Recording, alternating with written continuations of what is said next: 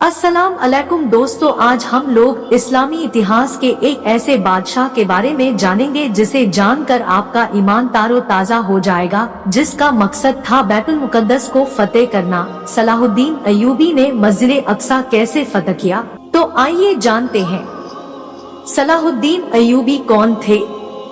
क्या आप जानते हैं कि इराक में पैदा होने वाले सलाहुद्दीन अय्यूबी ने ही दुनिया की सबसे आधुनिक सल्तनत की बुनियाद रखी थी। उनके जरिए स्थापित की गई अय्यूबी सल्तनत ने 100 सालों तक आधी दुनिया पर राज किया। इस सल्तनत की सरहदें मिस्र से लेकर सीरिया, तुर्की, यमन, हिजाज और अफ्रीका तक फैली हुई थी। दुनिया में सबसे अधिक अस्पतालों और स्कूलों का निर्माण करने वाला शासक सलाहुद्दीन अय्यूबी दुनिया के पहले हुक्मरान थे जिसने सबसे ज्यादा अस्पतालों और स्कूलों का निर्माण करवाया। उनके जरिए बनाए गए अस्पतालों में दुनिया के सबसे बेहतरीन डॉक्टर काम करते थे। आपको ये जानकर शायद हैरानी हो कि दुनिया का पहला शिक्षा बजट सलाहुद्दीन अय्यूबी ने ही पेश किया था। उन्होंने छात्रों के रहने के लिए हॉस्टल और कैंटीन बनाने की जिस परंपरा की शुरुआत की, उसे आज पूरी दुनिया में इस्तेमाल किया जाता है। सलाहुद्दीन अय्यूबी ने कभी जनता का पैसा खुद पर खर्च नहीं किया, यहाँ तक कि उन्होंने अपनी जिंदगी में कभी रेशमी कपड़े नहीं पहने। इतनी बड़ी सल्तनत का मालिक होने के बावजूद सुल्तान सलाहुद्दीन अय्यूबी ने अपनी पूरी जिंदगी एक टेंट में गुजार दी। सलाहुद्दीन अय्यूबी का न्याय।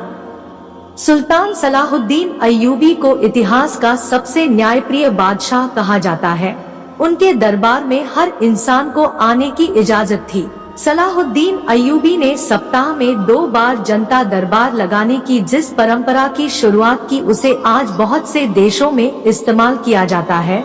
सलाहुद्दीन अय्यूबी की इंसाफ पसंदी का ये आलम था कि यहूदी और ईसाई भी अपने फैसलों के लिए उनके दरबार आते थे। सुल्तान सलाहुद्दीन अय्यूबी के दौर में मिस्र दुनिया के सबसे अमीर शहरों में से एक था। उनकी हुकूमत में काहिरा और दमिश्क के अस्पतालों में दुनिया भर से लोग इलाज के लिए आते थे। दुनिया के मशहूर वैज्ञानिक एडलार्ड ने साइंस की शिक्षा मिस्र और सीरिया में ही हासिल की थी। आपको ये जानकर शायद हैरानी हो कि सलाहुद्दीन अय्यूबी के जरिए स्थापित की गई सल्तनते अय्यूबिया में ही आंखों के इलाज पर सबसे ज्यादा रिसर्च की गई। मोतियाबिंद का सबसे बेहतरीन इलाज मिस्र में ही खोजा गया था।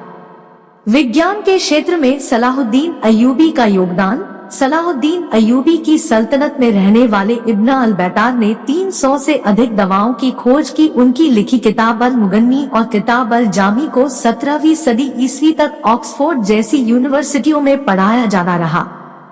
आपको ये जानकर शायद हैरानी हो कि सलाहुद्दीन अय्यूबी मिस्र और सीरिया के पहले सुल्तान थे। उन्हें इस्लाम का अघोषित खलीफा भी कहा जाता था। बहुत कम लोग जानते हैं कि सलाहुद्दीन अय्यूबी ने ही बैतुल मुकद्दस को फतेह किया था। उन्होंने ही 1187 ईस्वी में सलीबियों को शिकस्त देकर मस्जिद अक्सा को आजाद करवाया था।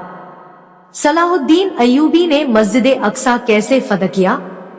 सलाहुद्दीन अय्यूबी ने मस्जिद अक्सा को फतह करने के लिए 16 जंगें लड़ी। वो हर जंग में एक मेहराब अपने साथ रखते थे ताकि जब बैतुल मुकद्दस फतेह हो तो उस मेहराब को अपने हाथों से मस्जिद अक्सा में लगा सके। 1187 ईस्वी में जब उन्होंने बैतुल मुकद्दस को फतेह किया तो ये मेहराब उनके हाथों ही मस्जिद अक्सा में स्थापित हुआ। आधी दुनिया पर हुकूमत करने वाले सुल्तान सलाहुद्दीन अय्यूबी के पास इतना भी पैसा नहीं था कि वो ज़कात अदा कर सके। वो अपनी सारी दौलत गरीबों और मिस्कीनों पर खर्च कर देते थे।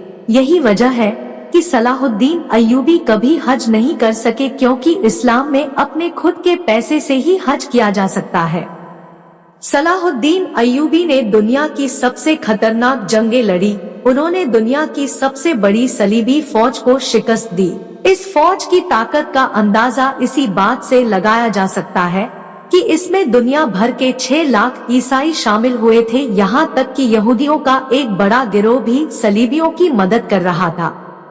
नूरुद्दीन जंगी और सलाहुद्दीन अय्यूबी का इतिहास क्या है?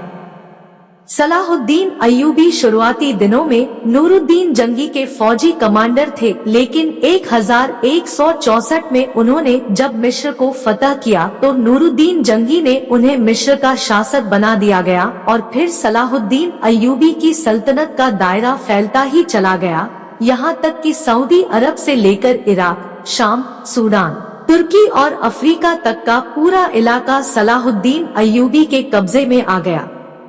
सुल्तान सलाहुद्दीन अय्यूबी ने सलीबियों से लगातार 12 सालों तक जंग लड़ी। उन्होंने जंगे हित्तीन में अपने 12,000 सिपाहियों की मदद से सलीबियों के 63,000 लश्कर को काक में मिला दिया। सलाहुद्दीन की इंसाफ पसंदी के दुश्मन भी कायल थे। उन्होंने बैतुल मुकद्दस को फतेह करते ही ईसाइयों और यहूदियों की माफी का ऐलान कर दिया। उन्होंने ईसाइयों को न सिर्फ बैतुल मुकद्दस की जियारत की इजाजत दी बल्कि उनके लिए खाने पीने और रहने तक का इंतजाम किया। सलाहुद्दीन अय्यूबी के इस इखलाक से यहूदी और ईसाई इतना प्रभावित हुए कि उन्होंने इस्लाम कबूल कर लिया। सलाहुद्दीन अय्यूबी के होते हुए किसी में मुसलमानों की तरफ आंख उठाने की हिम्मत न थी। यरूशलेम के बादशाह के भाई ने जब मुस्लिम हाजियों के काफिलों को लूटा तो सुल्तान सलाहुद्दीन अय्यूबी ने सरेआम उसका कत्ल कर दिया। सलाहुद्दीन अय्यूबी के जरिए आजाद करवाए गए बैतुल मुकद्दस पर मुसलमानों ने 750 साल हुकूमत की, लेकिन 1948 में अमेरिका, ब्रिटेन और फ्रांस ने मिलकर फिलिस्तीन में एक यहूदी देश इजराइल की स्थापना कर दी और बैतुल मुकद्दस के आधे हिस्से पर यहूदियों ने कब्जा कर लिया। 1967 में होने वाली अरब और इजराइल जंग में बाकी हिस्सा भी यहूदियों के कब्जे में चला गया। बैतुल मुकद्दस मुसलमानों का किबला अव्वल है। मुसलमान पहले इसी की तरफ मुंह करके नमाज पढ़ते थे। हजरत मोहम्मद सल्लल्लाहु अलैहि वसल्लम ने यहीं से मेराज का सफर तय किया था और मस्जिद अक्सा में ही तमाम नबियों की इमामत की थी। सलाहुद्दीन अय्यूबी ने अपनी पूरी जिंदगी मैदाने जंग में गुजार दी। उन्होंने 100 से अधिक जंगें लड़ी और ज्यादातर में फतह हासिल की। क्या इस्लामी इतिहास के हीरो है सलाहुद्दीन अय्यूबी? बहुत कम लोग जानते हैं कि सलाहुद्दीन अय्यूबी हाफिज कुरान भी थे। उन्होंने मात्र 15 साल की उम्र में ही कुरान हिफ्ज कर लिया था। सलाहुद्दीन अय्यूबी तकरीत में पैदा हुए थे, जिसे इराक भी कहा जाता है। सलाहुद्दीन अय्यूबी को इस्लामी इतिहास का हीरो कहा जाता है। मुसलमान सलाहुद्दीन अय्यूबी को आज भी इज्जत की नजरों से देखते हैं। दोस्तों, वीडियो पसंद आया हो तो वीडियो को लाइक और शेयर करें और ऐसे ही मजीद वीडियो देखने के लिए चैनल को सब्सक्राइब करें। तो दोस्तों, मिलते हैं अपनी नेक्स्ट वीडियो में।